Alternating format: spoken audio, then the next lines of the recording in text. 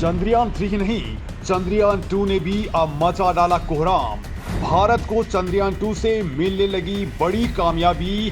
चंद्रमा के बाहरी वातावरण में खोज डाली ऑर्गन 40 गैस। चांद पर पानी और बर्फ खोजने के बाद इसरो की नई करामात देख झुक गया नासा। दोस्तों, आपने 7 सितंबर 2019 के दिन एक खबर सुनी थी कि चांद पर गया भारत का मिशन चंद्रयान 2 फेल हो गया है, और इसके बाद अब खबर सुन रहे हैं कि भारत ने चंद्रयान 3 लॉन्च कर दिया है, जो इस वक्त धरती से 1,27,000 किलोमीटर की दूरी वाले ऑर्बिट में पहुंच चुका है और अब चांद के वो रास्ते पर है। लेकिन दोस्तों, जब ये चांद के रास्ते पर है तभी कुछ ऐसी खबर सामने आई है कि हर किसी को हैरान कर रही है कि असल में चांद पर जो मिशन फेल बताया जा रहा था वो अब करामात कर रहा है, वो जाग चुका है।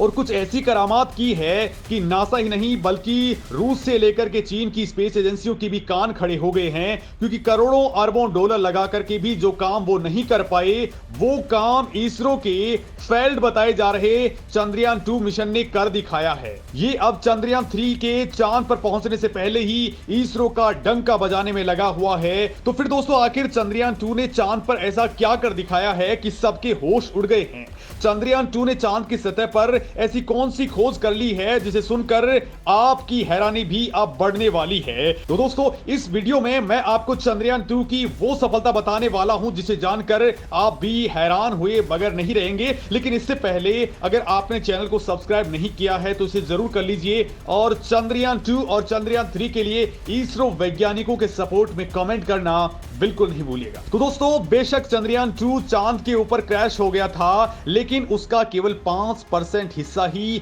हार्ड लैंडिंग की वजह से बर्बाद हुआ था। बड़ी बात यह है दोस्तों, और ये खुद इसरो ने बताया है कि 95% पार्ट्स आज भी सही सलामत हैं। उनका ऑर्बिटर लगातार काम कर रहा है, बहुत सारे इक्विपमेंट्स अब भी काम कर रहे हैं और ऑर्बिटर लगातार चांद के चारों ओर चक्कर लगा रहा है। और दोस्तों, अब चंद्रयान 2 की तरफ से जो खबर सामने आई है उसे सुनकर पूरे वैज्ञानिक जगत के अंदर हलचल मच चुकी है।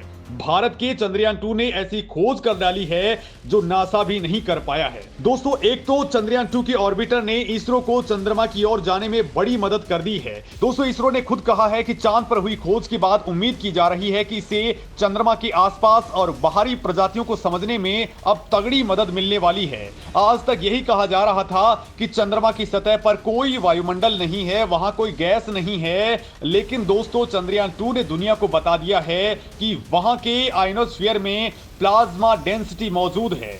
ये बड़ी खोज इसलिए है क्योंकि अब तक कहा जाता था कि चंद्रमा के पास तो कोई गैस मौजूद ही नहीं है, और दोस्तों अब इसरो ने बता दिया है कि प्लाज्मा डेंसिटी का मतलब है कि वहां पर गैस मौजूद है। इसरो ने बाकायदा कहा है कि उसके चंद्रयान 2 ऑर्बिटर को चंद्रमा के ऊपरी वायुमंडल में एक महत्वपूर्ण गैस मिली है।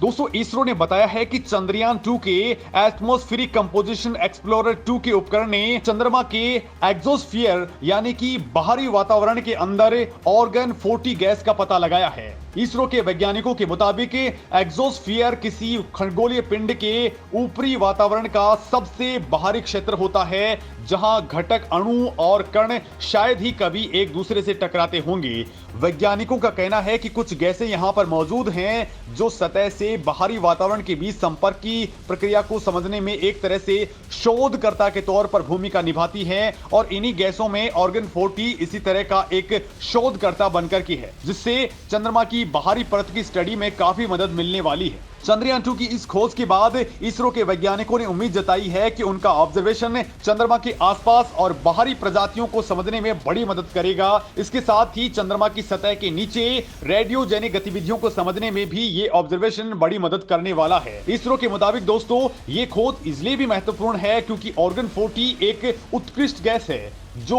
स्थिर गैसों में से एक है, और दोस्तों चंद्रमा की सतह की प्रक्रियाओं को समझने के लिए ये एक प्रमुख ट्रेजर के तौर पर काम करेगी। इसरो के मुताबिक AR40 गैस चंद्रमा की सतह के नीचे मौजूद पोटेशियम 40 के रेडियो एक्टिव विघटन से पैदा होती है। इसके साथ ही ये खोज इसलिए भी महत्वपूर्ण है क्योंकि अपोलो 17 और LADE मिशनों ने चंद्रमा के बाहरी इलाके में AR40 गैस की मौजूदगी का पता लगाया था, लेकिन दोस्तों वो खोज चंद्रमा के निकट भूमंडलीय क्षेत्र तक ही सीमित थी और पहली बार चंद्रयान 2 के एटमॉस्फेरिक कंपोजिशन एक्सप्लोरर 2 उपकरण ने लगातार -40 से लेकर के +40 डिग्री की अक्षांश सीमा में AR-40 गैसों को ऑब्जर्व किया है। इसके साथ ही चंद्रयान 2 ऑर्बिटर पर मौजूद एक large area soft X ray spectrometer ने सौर प्रोटॉन घटनाओं का पता भी लगाया है, जो अंतरिक्ष में इंसानों के विकिरण जोखिम को काफी बढ़ा देती हैं। इसरो ने बताया है कि इस उपकरण ने कोरोनल मास इजेक्शन का भी पता लगाया है, जो आयनिक सामग्री और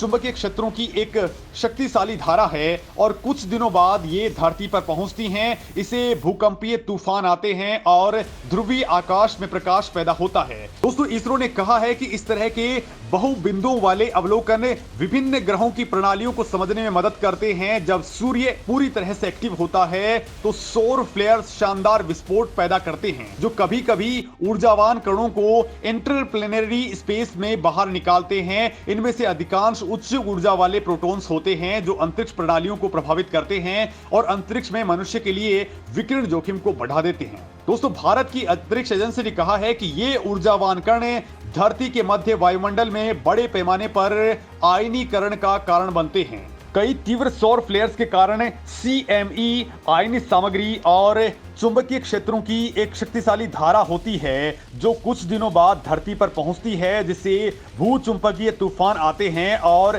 ध्रुवीय आकाश को ये रोशन करते हैं। दोस्तों, इसरो ने कहा है कि CME करीब 1000 किलोमीटर प्रति सेकंड की स्पीड से यात्रा करती हैं और इसे धरती तक पहुंचने में 2 से 3 दिन लगते हैं। और दोस्तों, इनको चंद्रयान 2 ने बाकायदा रिकॉर्ड कर लिया है। ये भारत के लिए बड़ी खोज है। मतलब दोस्तों, जो काम चांद पर अपना रोवर उतार करके चीन नहीं कर पाया, इंसानों को भेज करके नासा नहीं कर पाया, तो वही काम अब करने में इसरो बहुत आगे निकल चुका है। क्योंकि दोस्तों, भारत का चंद्रयान 2 चांद की सतह की हाई रेजोल्यूशन तस्वीरें खींच करके चांद की सतह का नक्शा बना चुका है। ये सतह पर चट्टान और गड्ढों की पहचान कर चुका है। इसने चांद पर magnesium, aluminium, silicon, calcium, potassium, titanium, iron और सोडियम की पहचान कर ली है। साथ ही इसने हीलियम 3 की खोज भी कर डाली है। साथ ही दोस्तों, इसने चांद के दक्षिण ध्रुव पर पानी और बर्फ की पहचान भी कर ली है। इसने चंद्रमा के बाहरी वातावरण को पूरी तरह से स्कैन करके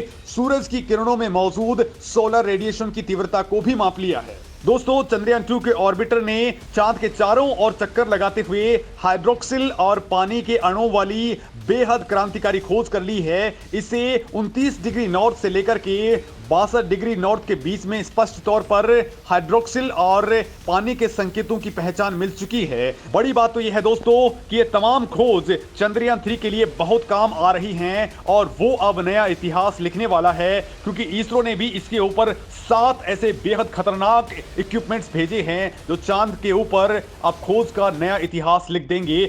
और बड़ी बात यह है दोस्तों कि भारत की खोज की वजह से स्पेस मिशन के दौरान पानी को ले जाने की दिक्कत खत्म हो जाएगी, क्योंकि वहां पर 1 लीटर पानी अंतरिक्ष में ले जाने के अंदर ही 1 लाख रुपए तक का खर्चा आ जाता है। लिहाजा अब चांद का पानी इस्तेमाल करके इससे आगे के मिशन की ऊर्जा दी जा सकेगी। दोस्तों, चंद्रयान 2 पर लगे इमेजिंग और वैज्ञानिक उपकरण इस वक्त इसरो को लगातार डेटा प्रोवाइड कर रहे हैं। दोस्तों, इसका चेस्ट उपकरण बिल्कुल सही सलामत है और उसने चंद्रमा पर अपने प्रयोगों को लगातार जारी रखे हुए है। और दोस्तों, इसी के आधार पर अब कहा जाने लग गया है कि चंद्रयान अब बड़ा इतिहास लिखने वाला है और ये 100% कामयाब रहेगा। इस मामले में दोस्तों, आपका क्या कहना है? चंद्रयान 2 को लेकर के आपकी क्या सोच थी और अब चंद्रयान 3 के बारे में आप क्या सोचते हैं? कमेंट करके जरूर बताएं।